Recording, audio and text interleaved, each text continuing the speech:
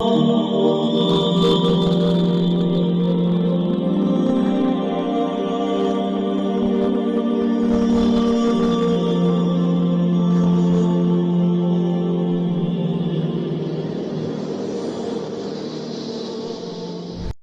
علیکم ورحمۃ اللہ وبرکاتہ۔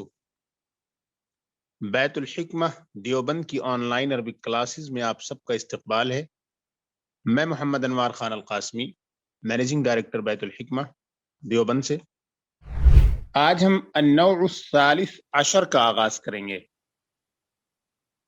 النوع الثالث عشر، 13ویں نوع، جو 100 عامل ہیں۔ 100 عامل کو مختلف انواع کے تحت ذکر کیا انہوں نے۔ اب یہ 13ویں نوع کے تحت کچھ مزید عوامل کا ذکر کرنے جا رہے ہیں۔ اس 13ویں نوع کے اندر جن عوامل کا ذکر ہے، ان عوامل کو کہتے ہیں افعال القلوب۔ افعال القلوب ان کا نام ہے۔ یہ کچھ ایسے افعال ہیں جن کا تعلق انسان کے ذہن، انسان کے قلب سے ہوتا ہے، انسان کے دل سے ہوتا ہے، اسی لیے ان کو کہا جاتا ہے افعال القلوب۔ افعال کے معنی وربس، اور قلوب یہ قلب کی جمع ہے۔ قلب کے معنی ہوتے ہیں دل، ہارٹ، مائنڈ کے لیے بھی استعمال ہو جاتا ہے۔ تو 13ویں نوع افعال القلوب ہیں۔ وَإِنَّمَا سُمِّيَتْ بِهَا، اب یہ بتا رہے ہیں کہ ان افعال کو افعال القلوب کیوں کہا جاتا ہے۔ دل کے افعال، یا دل سے تعلق رکھنے والے، یا ذہن سے تعلق رکھنے والے افعال، کیا کنیکشن ہے ان افعال کا ذہن اور دل سے؟ وجہ تسمیہ بتا رہے ہیں۔ وَإِنَّمَا سُمِّيَتْ بِهَا، اور انہیں یہ نام دیا گیا ہے، یعنی ان افعال کو افعال قلوب کا نام دیا گیا ہے کیونکہ ان افعال کا جو صدور ہوتا ہے، جو خروج یا جو ظہور ہوتا ہے، وہ دل سے ہوتا ہے۔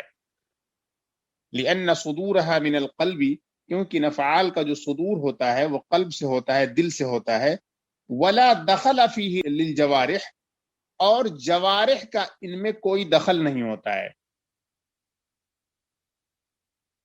بتا یہ رہے ہیں کہ افعال قلوب، ان افعال کو جو آنے والے افعال ہیں، ان کو اس لیے کہا جاتا ہے کیونکہ ان افعال کا جو صدور ہوتا ہے وہ دل سے، یعنی کہ ذہن سے ہوتا ہے،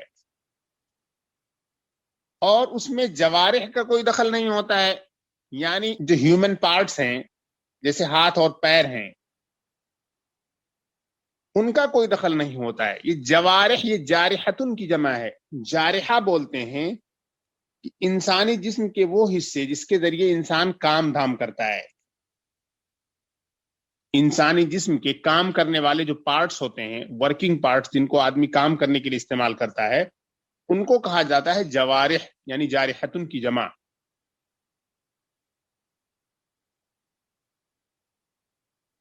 تو ایک تو وجہ تسمیہ یہ ہوئی، افعال قلوب کو افعال قلوب کیوں کہا جاتا ہے۔ آگے دیکھیے، وَتُسَمَّى أَفْعَالَ الشَّكِّ وَالْيَقِينِ أَيْضًا، اور انہیں افعال الشک والیقین بھی کہا جاتا ہے، یعنی کبھی کبھی افعال القلوب کو افعال الشک والیقین بھی کہہ دیا جاتا ہے، یعنی شک اور یقین کے لیے استعمال کیے جانے والے افعال۔ وَتُسَمَّى أَفْعَالَ الشَّكِّ وَالْيَقِينِ أَيْضًا، اور انہیں شک اور یقین کے افعال بھی کہا جاتا ہے۔ کیوں کہا جاتا ہے ان کو افعال شک و یقین؟ لِأَنَّ بَعْضَهَا لِلشَّكِّ وَبَعْضَهَا لِلْيَقِينِ، کیونکہ ان میں سے بعض شک کے لیے ہیں اور بعض یقین کے لیے ہیں۔ اب دیکھیے، اس بحث میں بنیادی طور پر جن افعال کا استعمال کیا جائے گا، یا جن افعال کو ہائی لائٹ کیا جائے گا، ذکر کیا جائے گا، ان کو افعال القلوب کہا جاتا ہے۔ تو افعال قلوب کی وجہ تسمیہ انہوں نے بتائی کہ ان افعال کو افعال قلوب کیوں کہا جاتا ہے، کیونکہ ان افعال کے ذریعے جو عمل صادر ہوتا ہے، جس عمل کا ظہور اور خروج ہوتا ہے، اس عمل کا تعلق انسان کے دل اور ذہن سے ہے، انسان کے اعضاء سے نہیں ہے، اس کے جوارح سے نہیں ہے، باڈی کے پارٹ سے نہیں ہے، اسی لیے ان کو کہا جاتا ہے افعال القلوب۔ ایک تو نام یہ ہو گیا اور وجہ تسمیہ یہ ہوئی۔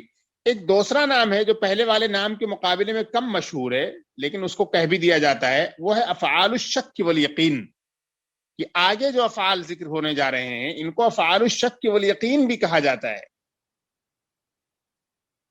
وجہ تسمیہ کیا ہے افعال الشک والیقین کہنے کی؟ کیونکہ ان میں سے جو بعض افعال ہیں وہ شک کے لیے استعمال ہوتے ہیں اور بعض افعال جو ہیں وہ یقین کے لیے استعمال ہوتے ہیں۔ یعنی بعض افعال ایسے ہیں جن کے ذریعے کسی چیز کے بارے میں شک کا اظہار کیا جاتا ہے اور کسی چیز کے بارے میں یقین کا اظہار کیا جاتا ہے۔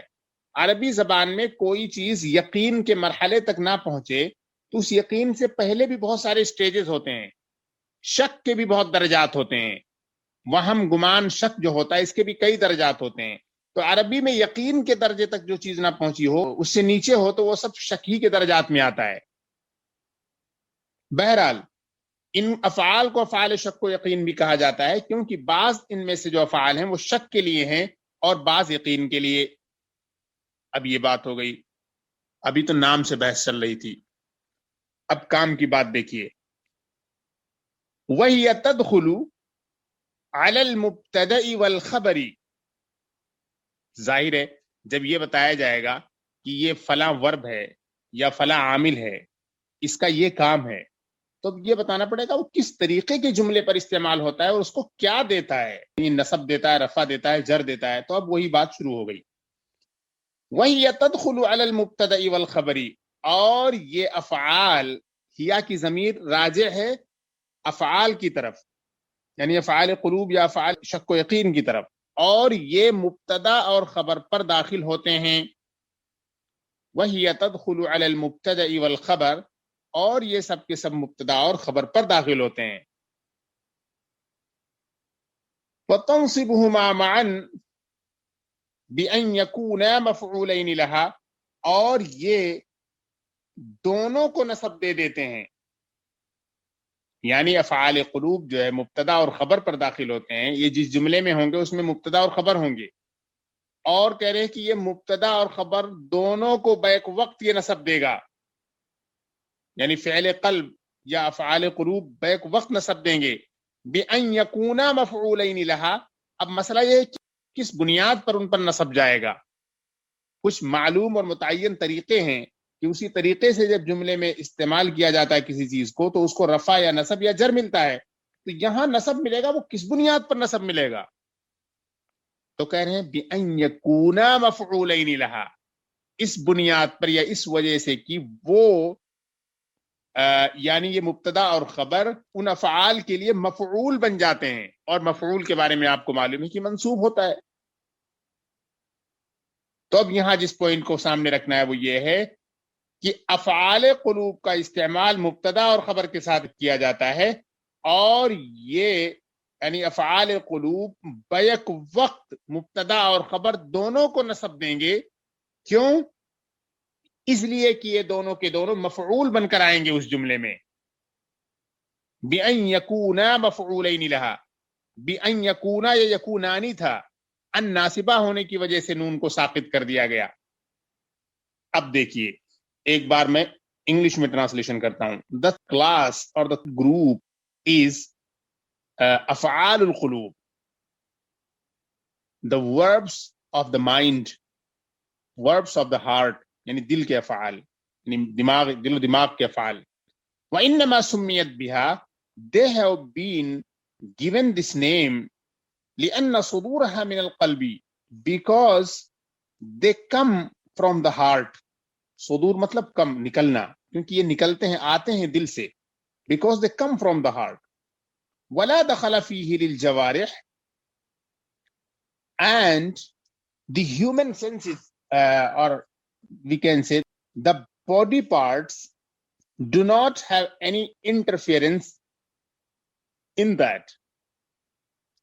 ولا دخل، دخل کے معنی ہوتے ہیں interference، فیہ in it، للجوارح for the limbs، الجوارح ہم limbs کو بھی کہہ سکتے ہیں، human body parts جو ہوتے ہیں ان کا۔ وَتُسَمَّى أَفْعَالَ الشَّكِّ, and they are also known as the verbs of doubt and uncertainty, or certainty and uncertainty. They are also known as verbs of certainty and uncertainty. Uncertainty बोलते हैं शक को, और यकीन को बोलते हैं certainty.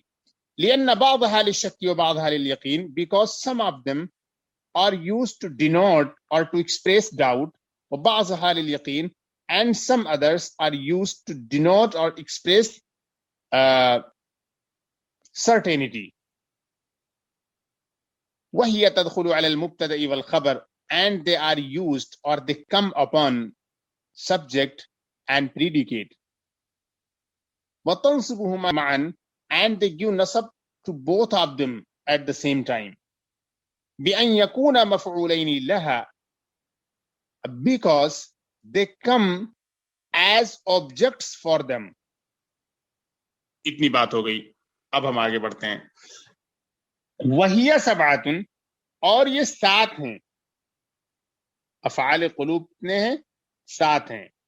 ثلاثة منها للشك وثلاثة منها لليقين وواحد منها مشترك بينهما. इनमें से 3 शक के लिए हैं, इनमें से 3 यकीन के लिए हैं. ववाहिद मिनहा मुश्तरकुन बैनहुमा, और उनमें से एक दोनों के दरमियान मुश्तरक है.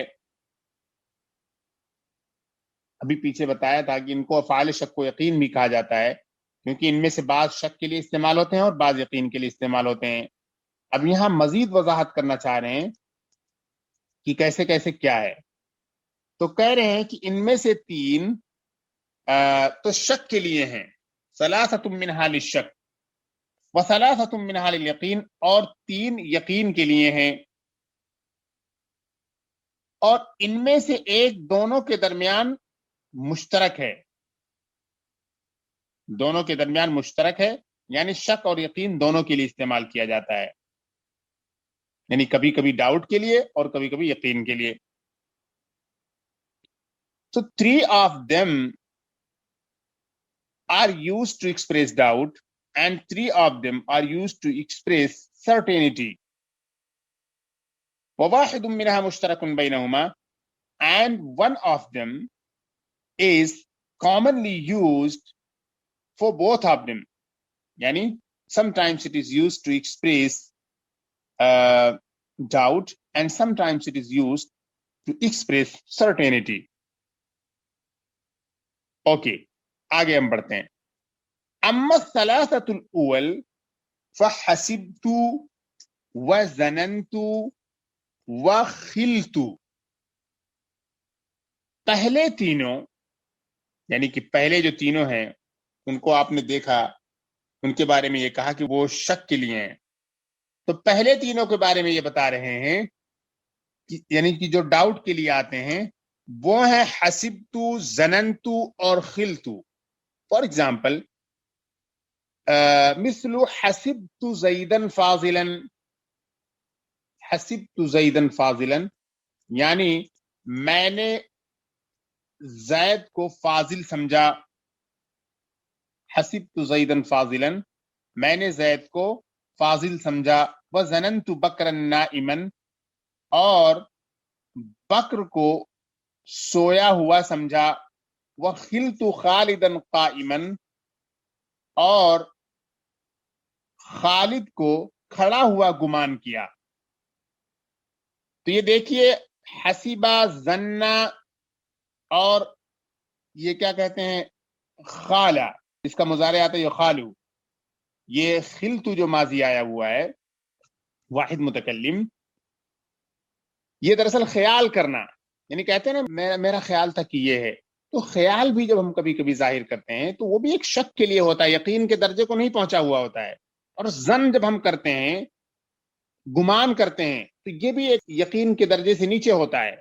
और हसीबा में जो माना है कि मैंने सोचा, मैंने ख्याल किया, मैंने महसूस किया, तो ये तीनों के तीनों हसीबा, जन्ना और खाला, या हसिबतु, ज़नन्तु और खिलतु, یہ تینوں کے تینوں افعال جو ہیں یہ شک کے لیے استعمال ہوتے ہیں. تھوڑے تھوڑے فرق ہیں درجات میں، شک کے درجات میں فرق ہیں، لیکن یہ سب کے سب یقین کے درجے کو پہنچے ہوئے نہیں ہیں. تو ان میں ان ایگزامپلس میں آپ کو جو چیز غور کرنے کی ہے وہ یہ ہے، یہ حسبتو اور ظننتو اور خلتو یہ تینوں افعال قلوب ہیں اور شک کے لیے استعمال کیے گئے ہیں، اور ان تینوں نے اپنے بعد میں آنے والے دونوں اسم کو جو کہ مبتدا اور خبر ہیں ان دونوں کو منسوب کیا مفعولیت کی بنا پر.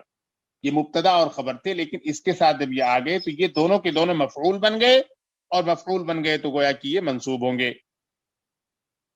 فار ایگزامپل حسبت زیدا فاضلا، میں نے زید کو فاضل سمجھا، یعنی کہ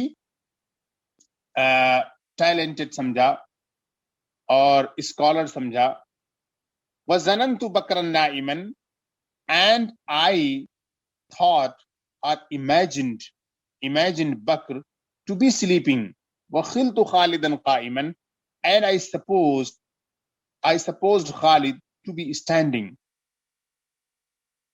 I thought about Zaid to be a scholar or to be educated or to be talented, and I imagined Bakr to be sleeping, and I supposed Khalid as standing. تو اب آپ نے دیکھا کہ یہ خیال کرنا، گمان کرنا، سوچنا، اس طریقے کا جو مفہوم ملا ہے یہ ہمیں انہی تینوں سے ملا ہے، حسبتو، ظننتو اور خلتو سے. یہ تینوں کے معنی تقریباً بہت قریب قریب ہیں ایک دوسرے سے، اور سب یقین سے نیچے کے لیے ہیں. اسی لیے ان سب کو کہا جاتا ہے تینوں کے تینوں کے لیے یہ شک کے لیے استعمال کیے جاتے ہیں. All of these three are used to denote doubt, to express doubt. وَظَنَنْتُ إِذَا كَانَ مُشْتَقًّا مِنَ الزِّنَّةِ بِمَعْنَى التُّهْمَةِ لَمْ يَقْتَضِ الْمَفْعُولَ الثَّانِي. اور ظننتو اگر یہ مشتق ہو، یہ فعل ظننتو اگر مشتق ہے کس چیز سے؟ زنہ سے. اور اگر ظننتو یہ زنتن سے مشتق ہے، یعنی زنتن سے جس وقت نکلا ہوا یہ فعل ہوگا جس کے معنی ہوتے ہیں تہمہ، بمعنی التہمت جو تہمت کے معنی میں آتا ہے، تو ایسی صورت میں لم یقتضی المفعول الثانی، یہ دوسرے مفعول کا تقاضا نہیں کرے گا، یعنی پھر یہ مکمل ہو جائے گا ایک ہی مفعول کے ساتھ. یعنی ظنہ ایک تو خیال کرنے کے معنی میں ہے، کسی کے بارے میں سوچنا، کسی کے بارے میں تصور کرنا، یعنی جس وقت یہ فعل شک کے طور پر استعمال ہوتا ہے تو اس وقت تو اسے دو مفعول کی ضرورت پڑے گی اور دونوں کو یہ منسوب کرے گا. لیکن اگر یہ ظنہ عربی کا جو لفظ زنتن ہے، زنتن جس کے معنی ہوتے ہیں تہمت، اس سے اگر مشتق ہوگا تو ایسی صورت میں اس کو دوسرے مفعول کی ضرورت نہیں پڑے گی. فار ایگزامپل مثل ظننت زیدن، I accused Zaid. I put accusation, I leveled accusation against Zaid. میں نے زید پر تہمت رکھی، I اتہمتہ، یعنی کہ میں نے زید پر تہمت رکھی. تو یہ ظننتو یہ اتہمتو کے معنی میں ہے، اور یہ اس وقت افعال قلوب میں سے بھی نہیں ہوگا. افعال قلوب میں سے وہ ہے جس کے بارے میں خیال کرنا، سوچنا، گمان کرنا، تصور کرنا، فرض کرنا، یہ سب جو مفہوم نکل رہا ہے یہ سارے کے سارے افعال قلوب میں سے ہیں. اور جب تہمت رکھنا، کسی کے اوپر کوئی الزام لگانا، یہ افعال قلوب میں سے نہیں ہوگا. تو ایسی صورت میں اسے ایک ہی مفعول کی ضرورت پڑے گی. وَظَنَنْتُ إِذَا كَانَ مُشْتَقًّا مِنَ الزِّنَّةِ بِمَعْنَى التُّهْمَةِ لَمْ يَقْتَضِ الْمَفْعُولَ الثَّانِي.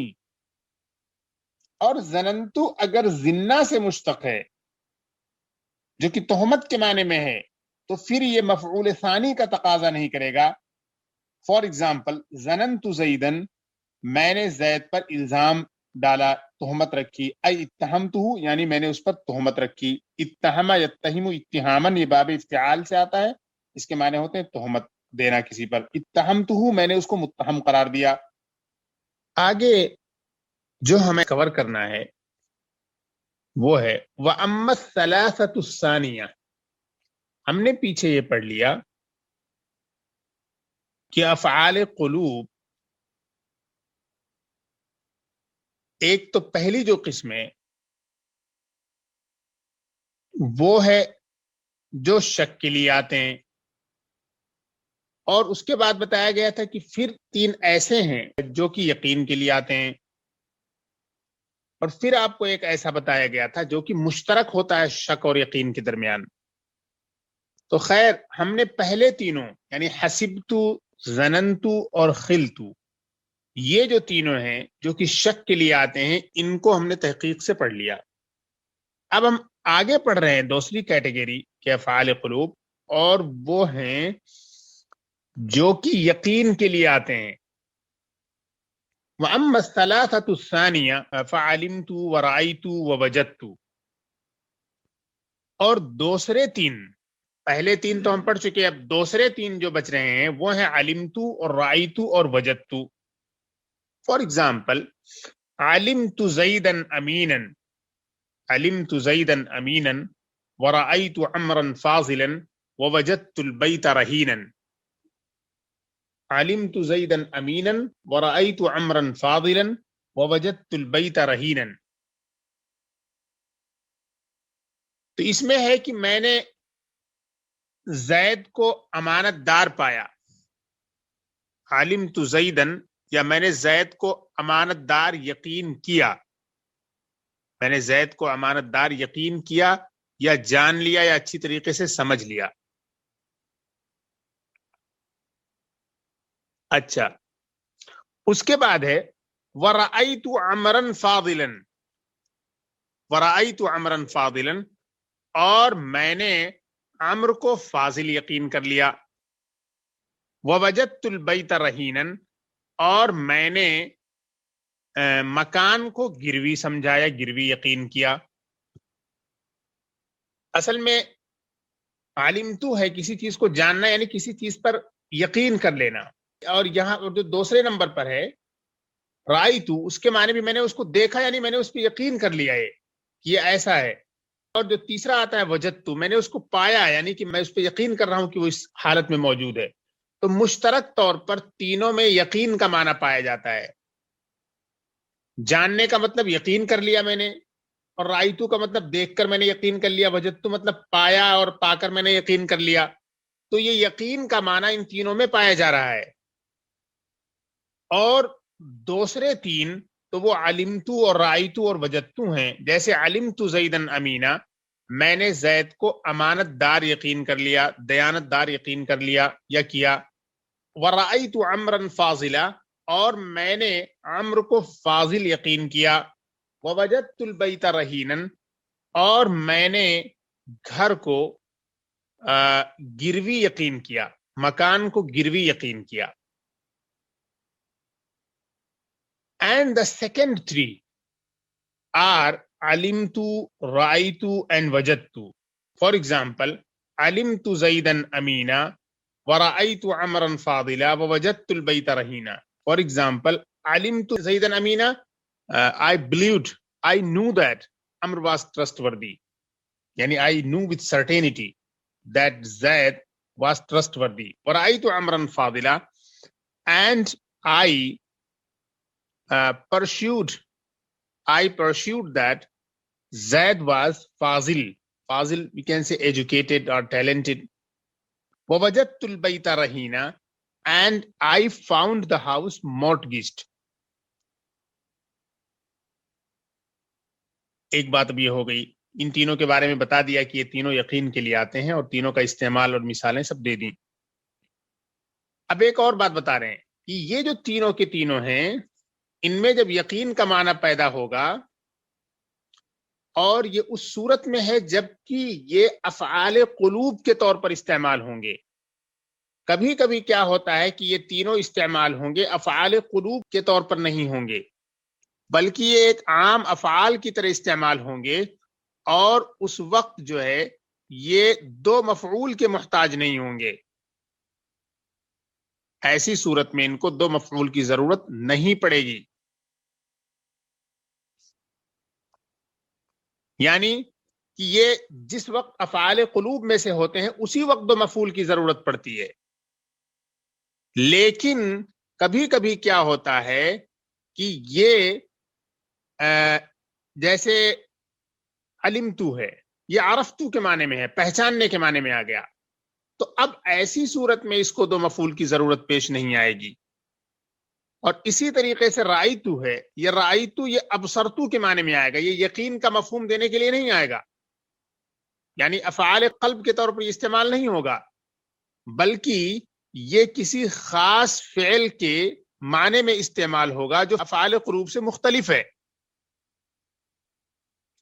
تو جب اس حالت میں استعمال ہوگا تو ایسی صورت میں صرف اسے ایک مفعول کی ضرورت پیش آئے گی۔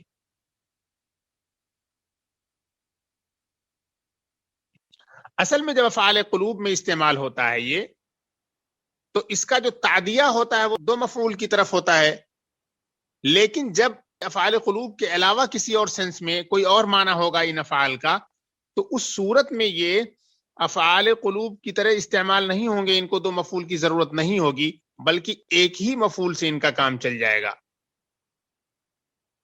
ابھی مثال دیکھیے، وَعَلِمْتُ قَدْ يَجِيءُ بِمَعْنَى عَرَفْتُ نحو علمت زیدن ای عرفتہ، اور علمتو کبھی کبھی یہ عرفتو کے معنی میں آتا ہے، اور علمتو کبھی کبھی عرفتو کے معنی میں آتا ہے، جیسے علمت زیدن ای عرفتہ، اور علمتو کبھی کبھی عرفتو کے معنی میں آتا ہے، جیسے علمت زیدن جیسے میں نے زید کو جان لیا، ای عرفتہ یعنی میں نے اسے پہچان لیا، اور علمتو کبھی کبھی عرفتو کے معنی میں آتا ہے، جیسے علمت زیدن جیسے میں نے زید کو جان لیا، یعنی عرفتو یعنی میں نے اسے پہچان لیا۔ اب یہاں دو مفعول کی ضرورت ہی نہیں ہے، بات مکمل ہو گئی ہے۔ پیچھے یہ تھا کہ میں نے یقین کیا زید پر، تو اب سوال ہوتا ہے کس حیثیت سے یقین کیا یا کیا یقین کیا، تو کہنے امانت دار یقین کیا، لیکن یہاں ضرورت نہیں، میں نے اسے پہچان لیا، تو یہ علمتو یا عرفتو کے معنی میں ہے، اب دوسرے مفعول کی ضرورت ہی نہیں پیش آ رہی ہے، بس میں نے اسے پہچان لیا، میں نے اسے ریکگنائز کر لیا۔ اور رائتو کبھی کبھی یہ ابصرتو کے معنی میں آتا ہے، یعنی رائتو یہاں جو پیچھے گیا ہے فعل قلب کے طور پر، تو یہاں یقین کرنے کا معنی تھا، یعنی دیکھ کے کوئی چیز یقین کر لیا انسان نے، یہاں ابصرتو کے معنی میں آئے گا جو صرف سمپلی دیکھنے کے معنی میں آتا ہے، جیسے کوئی چیز آپ نے دیکھ لی، نظر پڑ گئی کسی چیز پر، تو اب یہ جو ہے دو مفعول کا محتاج نہیں ہوگا، اور اب یہ افعال قلوب میں سے نہیں ہوگا۔ اور رائتو کبھی کبھی ابصرتو کے معنی میں آتا ہے، جیسے اللہ تعالیٰ کا قول فانظر ماذا ترى، غور کریں کہ کس چیز کو آپ دیکھ رہے ہیں، غور کریں کہ کس چیز کو آپ دیکھتے ہیں، تو یہ ترا یہ دیکھنے کے معنی میں ہے، یقین کرنا جو فعل قلب میں سے ہے اس کے لیے نہیں ہے، یہ حواس، یہ دیگر جو ظاہری افعال ہوتے ہیں ان کی طرح مستعمل ہوا ہے۔ And علمتو is sometimes used in the meaning of عرفتو. For example, علمت زیدن ای عرفتہ، I knew Zaid, meaning I recognized that. And raitu is sometimes used in the meaning of absartu. For example, the statement of Allah subhanahu wa ta'ala, consider what you see. Therefore, consider what you see. وَوَجَدْتُ قَدْ يَكُونُ بِمَعْنَا أَصَبْتُ. And وَجَدْتُ is sometimes used in the meaning of, in the sense of asabtu. For example, وَجَدْتُ ضَالَّةَ أَيْ أَصَبْتُهَا. I found the lost item. I أَصَبْتُهَا meaning I got it, I found it. تو یہ وجدتو کو بتایا کہ وہ، اور وجدتو کبھی کبھی اصبتو کے معنی میں آتا ہے، جیسے وجدتو الضالۃ یعنی کہ میں نے کھوئی ہوئی چیز پا لی، وجدتو میں پا چکا ہوں یا پا لیا ہوں، الضالۃ یہ کھوئی ہوئی چیز، الضالہ بولتے ہیں کھوئی ہوئی چیز کو، یعنی گمشدہ چیز، وجدتو الضالۃ میں نے گمشدہ چیز پا لی۔ اور وجدتو کبھی کبھی اصبتو کے معنی میں آتا ہے، جیسے وجدتو الضالۃ میں نے گمشدہ چیز پا لی، ای اصبتها یعنی میں نے اسے حاصل کر لی۔ اصابہ یصیبو اصابتن کے معنی ہوتے ہیں پا لینا، حاصل کر لینا، تو یہ وجدتو یہاں اصابہ یصیبو کے معنی میں ہے، یہاں افعال قلوب کے طور پر استعمال نہیں ہوا ہے۔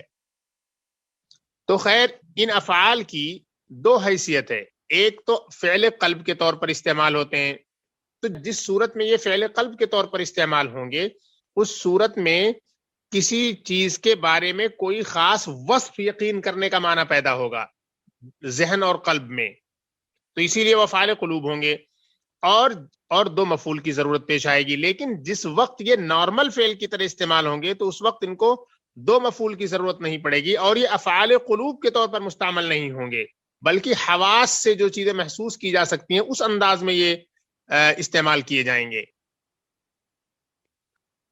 آگے دیکھیے فَإِنَّ كُلَّ وَاحِدٍ مِّنْ هَذِهِ الْمَعَانِي لَا يَقْتَضِي إِلَّا مُتَعَلِّقًا وَاحِدًا، چنانچہ ان معانی میں سے ہر ایک کو صرف ایک متعلق کا تقاضا ہوگا، یہ ایک متعلق کو ریکوائر کریں گے۔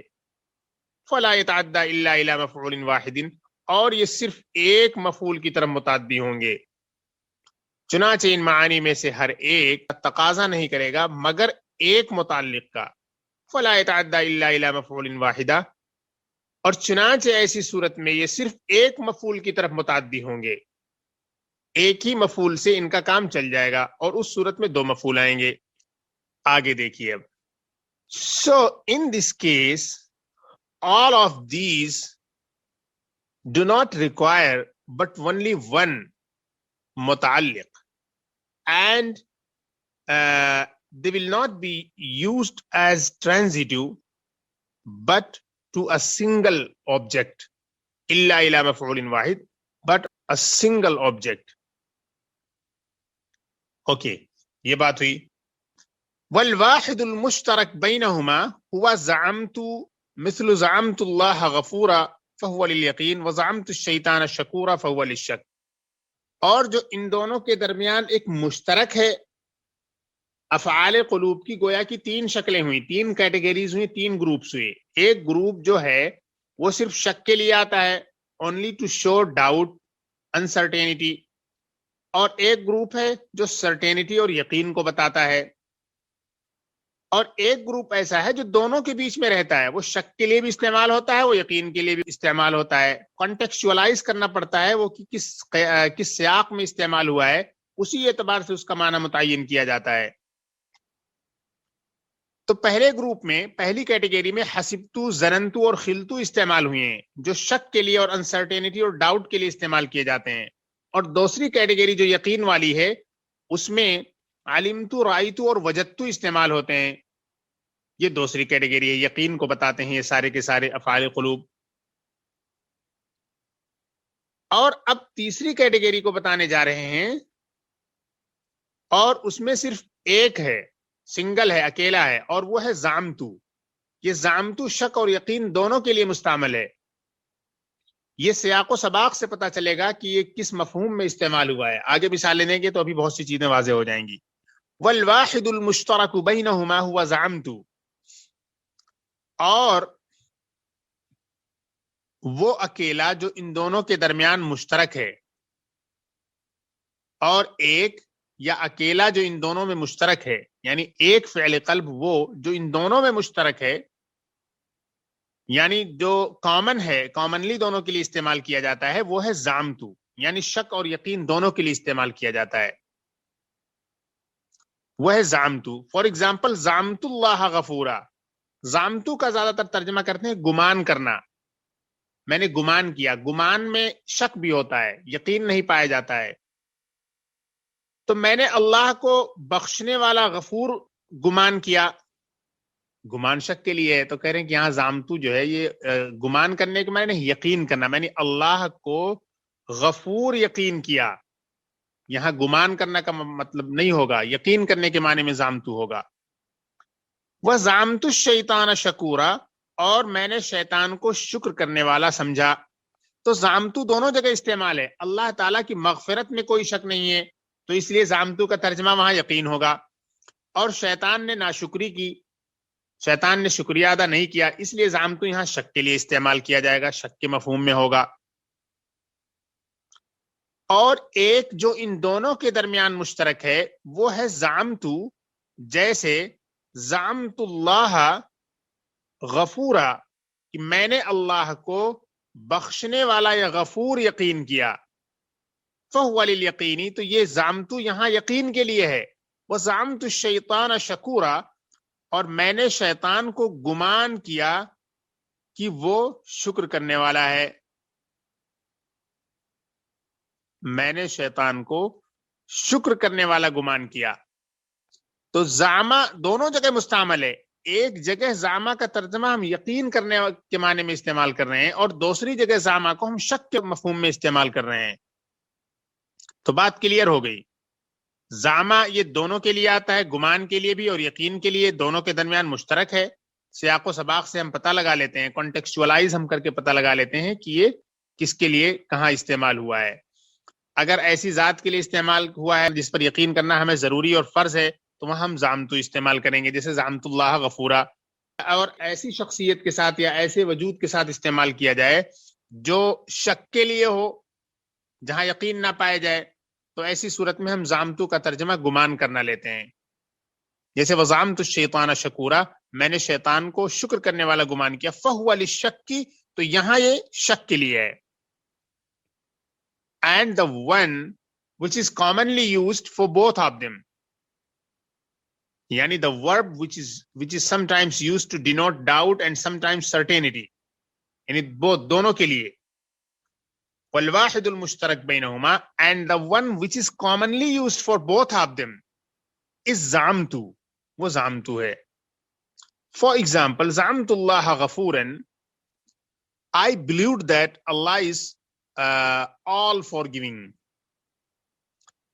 فهو لليقين, so زعمت here is for showing certainty. وزعمت الشيطان شكورا, and I doubted whether the devil was thankful or grateful. And I وزعمت الشيطان شكورا, and I doubted that the shaitan was grateful. فَهُوَ لِلشَّكِّ, تو زعمتو here is for showing doubt. زعمتو دونوں جگہ استعمال ہوا, ایک جگہ یقین کے لیے, ایک جگہ شک کے لیے. اسی کو کہا گیا ہے کہ مشترک بینہما, یعنی دونوں معنوں کے درمیان مشترک ہے, کامنلی یوزڈ کیا جاتا ہے دونوں کے لیے. ایک سوال یہ ہے کہ کبھی کبھی یہ جو افعال ہیں, یعنی کہ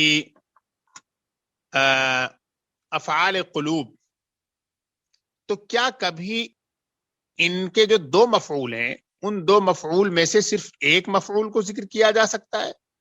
ایسا ممکن ہے؟ تو یہ بحث کرنے جا رہے ہیں اب یہ. تو دیکھیے, وفی هذه الافعال لا يجوز الاقتصار على احد المفعولین, اور ان افعال میں دو مفعولوں میں سے صرف ایک پر اکتفا کرنا جائز نہیں ہے. ان افعال میں دو مفعولوں میں سے صرف ایک پر اکتفا کرنا, صرف ایک کو ذکر کرنا جائز نہیں ہے.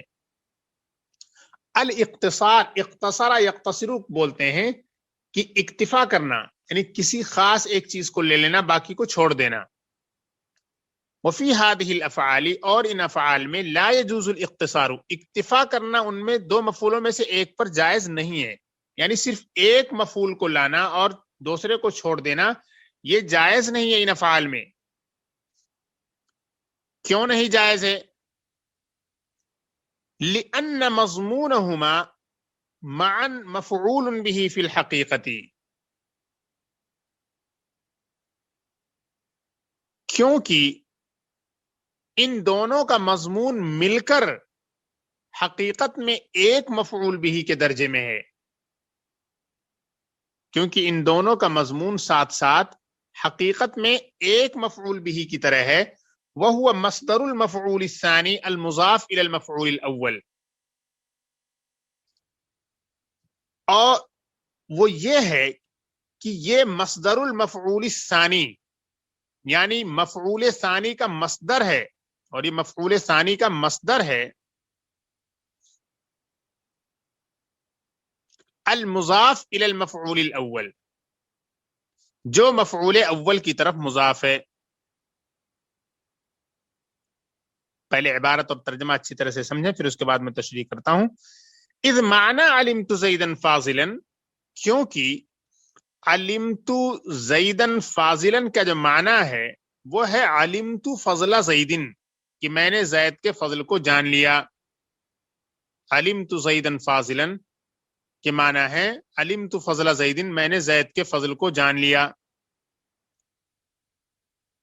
فلو حذف احدهما كان كحذف بعض اجزاء الكلمة الواحدة، تو اگر ان میں سے ایک کو حذف کر دیا گیا، تو اگر ان میں سے ایک کو حذف کر دیا گیا تو یہ ایسا ہی ہوگا کہ جیسے کہ ایک ہی کلمہ کے بعض اجزاء کو حذف کر دیا گیا. یہاں پہ جو بات کہنا چاہ رہے ہیں وہ یہ ہے کہ آپ نے دیکھا پیچھے افعال قلوب میں تمام کہ یہ دو مفعول کو چاہتا ہے. تو اب کہنا یہ چاہ رہے ہیں اس پیراگراف میں کہ کیا ان دونوں مفعولوں میں سے کسی ایک فعل کو ذکر کرنا اور ایک فعل کو چھوڑ دینا جائز ہے یا نہیں جائز ہے؟ تو انہوں نے سب سے پہلے یہ بتا دیا کہ یہ جائز ہی نہیں ہے. اب اس کی وجہ بتا رہے ہیں کہ کیوں جائز نہیں ہے، کیوں الاؤ نہیں ہے گرامیٹیکلی. کہہ رہے ہیں کیوں دونوں مل کر یہ ایک مفعول کے درجے میں ہیں. لأنہما کاسم واحد، کیونکہ یہ ایک اسم کی طرح ہیں. وہ کیسے؟ کیونکہ ان دونوں کا جو مفہوم ہوتا ہے حقیقت میں وہی مفعول بھی بنتا ہے. اور وہ کیسے ہوتا ہے؟ کہہ رہے ہیں کہ جو دوسرا مفعول ہوتا ہے وہ مفعول اول کی طرف گویا کی مضاف ہوتا ہے. مفعول اول کا گویا کی مضاف ہوتا ہے. کیسے؟ علمت زیدن فاضلا، اس کو مثال کو دیکھیے. علمت زیدن فاضلا میں زید بھی مفعول بھی ہے، فاضلا بھی مفعول بھی ہے. تو اب اس کو یہ کہہ رہے ہیں کہ ان دونوں میں سے ایک کو چھوڑنا جائز نہیں ہے کیونکہ یہ دونوں ایک اسم کی طرح ہو گئے ہیں. وجہ اس کی یہ ہے کیونکہ یہ دونوں ساتھ میں حقیقتاً ایک ہی مفعول بھی ہیں. اور وہ جو دوسرا مفعول بھی نظر آ رہا ہے آپ کو یعنی کہ فاضلن، وہ دراصل وہ زید کا مضاف ہے. کیسے؟ جب آپ کہتی ہیں علمت زیدن فاضلن تو اس کا مطلب ہے علمت فضل زیدن. علمت فضل زیدن کے معنی میں ہے. علمت زیدن فاضلن یا علمت فضل زیدن کے معنی میں ہے. جب آپ کہتی ہیں کہ میں نے زید کو فاضل یقین کیا یعنی کہ میں نے زید کے فضل پر یقین کیا، تو فضل و زیدن یہ ایک ہی چیز ہے. تو جب ایک ہی چیز ہو گئی تو آپ نے اگر حذف کر دیا اس کا آدھا حصہ تو ایسا ممکن نہیں ہے کہ ایک چیز کے آدھا کو حذف کر دیا جائے اور آدھا کو چھوڑ دیا جائے، یا تو پورا حذف کر دیا جائے یا پورا چھوڑ دیا جائے. تو کہہ رہے فلو حذف احدهما كان كحذف بعض اجزاء الكلمة الواحدة، تو اگر ان میں سے ایک کو حذف کر دیا گیا تو یہ ایسا ہی ہوگا جیسے ایک ہی لفظ کے کچھ حصوں کو حذف کر دیا جائے، چھوڑ دیا جائے. تو اس لیے جائز نہیں ہے. خیر دوبارہ میں اس بات کو اچھی طریقے سے ایکسپلین کرتا ہوں. وہ یہ ہے کہ جو افعال قلوب ہیں، آپ نے افعال قلوب کے بارے میں پڑھا کہ یہ دو مفعول کا محتاج ہوتا ہے، اس میں دو مفعول کی ضرورت پڑتی ہے. تو اب مسئلہ یہ ہے کہ کیا ان دونوں مفعولوں میں سے کسی ایک مفعول کو حذف کرنا گرامیٹیکلی نحوی طور پر جائز ہے یا نہیں جائز ہے؟ تو اس کا حکم بتا رہے ہیں کہ یہ ناجائز ہے. دس از ناٹ الاؤڈ. اب وجہ بتا رہے ہیں، وجہ کو سمجھنا ہے. وجہ کہہ رہے ہیں کہ یہ بظاہر دو ہی نظر آ رہے ہیں لیکن یہ ایک ہیں، اور ان کا جو مفہوم، جو ان کا مطلب جو نکلتا ہے وہ حقیقتاً ایک مفعول بھی سے جو مطلب نکلتا ہے وہ ان سے نکلتا ہے. بظاہر دو ہیں لیکن وہ ایک مفعول بھی کا جو مفہوم ہوتا ہے وہ ان دونوں سے مل کر وہی مفہوم پیدا ہو رہا ہے. اب وہ بتا رہے ہیں کیسے. کہہ رہے ہیں وہ اس طریقے سے کہ جو مفعول ثانی ہم دیکھتے ہیں اس طریقے کے جملوں میں وہ دراصل معنوی طور پر، ظاہر میں تو مفعول ثانی ہی ہے لیکن معنوی طور پر وہ مفعول اول کا مضاف ہے، اندر سے وہ مضاف کے طور پر ہے. اب وہ مثال کے ذریعے سمجھا رہے ہیں. سمجھا یہ رہے ہیں کہ جب آپ کہتے ہیں علمت زیدن فاضلا، میں نے زید کو فاضل یقین کیا، ایجوکیٹڈ پڑھا لکھا قابل یقین کیا، تو اب اس صورت میں اس جملے کا اصل جو مفہوم ہے وہ علمت فضل زیدن یعنی میں نے زید کے فضل پر یقین کیا. تو یہ زیدن فاضلا یہ دراصل فضل زیدن ہے، اور فضل زیدن ہے تو فضل اکیلا ایک مفعول ہے، وہ زیدن تو مضاف الیہ ہونے کی وجہ سے اس کے تابع ہو گیا، تو فضل ایک ہی لفظ بچا. اب تو کہہ رہے ہیں کہ یہ بظاہر یہ تو دو نظر آ رہے ہیں لیکن یہ ایک اسم کی طرح ہے کیونکہ اس کا جو مفہوم نکل رہا ہے در حقیقت وہ ایک مفعول بھی کا مفہوم نکل رہا ہے. جب اس کا تجزیہ، اس کا اینالائز کیا جاتا ہے. تو کہہ رہے ہیں اگر آپ نے حذف کر دیا ان میں سے ایک، تو یہ ہوگا کہ ایک ہی چیز کے آدھے حصے کو آپ نے حذف کر دیا اور آدھے کو چھوڑ دیا، اور ایسا ممکن نہیں ہے. یا تو آپ کسی چیز کو پورا رکھیں یا کسی کو پورا چھوڑ دیں. ایک ہی ورڈ کے ایک پارٹ کو لے لینا اور ایک پارٹ کو چھوڑ دینا، یہ ایسا پاسبل نہیں ہے گرامیٹیکلی. یہ کنسپٹ سمجھا رہے ہیں. ایک بار میں اور ٹرانسلیشن کرتا ہوں. وفي هذه الافعال لا يجوز الاقتصار على احد المفعولين، اور ان افعال میں ایک ہی مفعول پر یا دونوں مفعولوں میں سے صرف ایک پر اکتفا کرنا جائز نہیں ہے، یا صرف ایک کو ذکر کرنا جائز نہیں ہے. لأنهما كاسم واحد، کیونکہ یہ دونوں مل کر ایک اسم کی طرح ہیں. لأن مضمونهما معا مفعول به في الحقیقت، کیونکہ ان دونوں کا مضمون ساتھ میں مل کر حقیقت میں مفعول بھی ہے. کیونکہ ان دونوں کا مضمون ساتھ میں مل کر حقیقت میں مفعول بھی ہے. وهو مصدر المفعول الثاني المضاف الى المفعول الاول. وهو مصدر المفعول الثاني، اور وہ مفعول ثانی کا مصدر ہے. المضاف الى المفعول الاول، جو مفعول اول کی طرف مضاف ہے. یعنی دراصل دکھنے میں تو مفعول ثانی ہے، لیکن وہ مصدر بن کر مفعول اول کا مضاف ہے. تو فاضلن، یہ جو ہے، یہ فضل جو مصدر ہے وہ بن جائے گا، اور اس کا جو ہے کیا بن جائے گا؟ مضاف بن جائے گا مفعول اول کا. اذ معنی علمت زیدن فاضلن علمت فضل زیدن، کیونکہ علمت زیدن کا جو معنی ہے وہ ہے علمت فضل زیدن. علمت زیدن فاضلن کا جو معنی ہے وہ علمت فضل زیدن ہے. فلو حذف احدهما كان كحذف بعض اجزاء الكلمة الواحدة، تو اگر ان دونوں میں سے ایک کو حذف کر دیا جائے تو یہ ایسا ہوگا جیسے کہ ایک ہی کلمہ کے بعض حصے کو حذف کر دیا جائے، اور ایسا ہو نہیں سکتا. It is logically impossible. اب دیکھیے ایک بار میں انگلش ٹرانسلیشن کر دیتا ہوں. And in all these verbs لا يجوز الاقتصار على احد المفعولين. It is not allowed to only mention one of the two objects, because both of them are like a single noun. Because both of them are like a single word. لأن مضمونهما معا مفعول به في الحقيقة. Because the sense of both of them collectively مفعول به في الحقيقة is the object in reality. وهو مصدر المفعول الثاني المضاف إلى المفعول الأول. And that is the masdar or verbal noun of the second maf'ul bihi used as mudaf for the first maf'ul, for the first object. إذ معنى علمت Zaida فاضلا، because the meaning of علمت Zaida فاضلا is علمت فضل زيد. So in reality, the sentence علمت Zaida فاضلا, this sentence means علمت فضل زيد. Flu حذف أحدهما كان كحذف بعض أجزاء الكلمة الواحدة. So if one of them is dropped, so it will be like dropping some parts of the single word. Flu حذف أحدهما, so if one of them is dropped, كان كحذف بعض أجزاء الكلمة الواحدة, so it will be equal to dropping a part of the single word. كان كحذف بعض أجزاء الكلمة الواحدة, it will be like, or it will be equal to dropping some parts of the single word, some part of the same word, and that is not allowed. یہ ہے پوری بات. اب یہاں ہم رکتے ہیں. السلام علیکم ورحمۃ اللہ وبرکاتہ.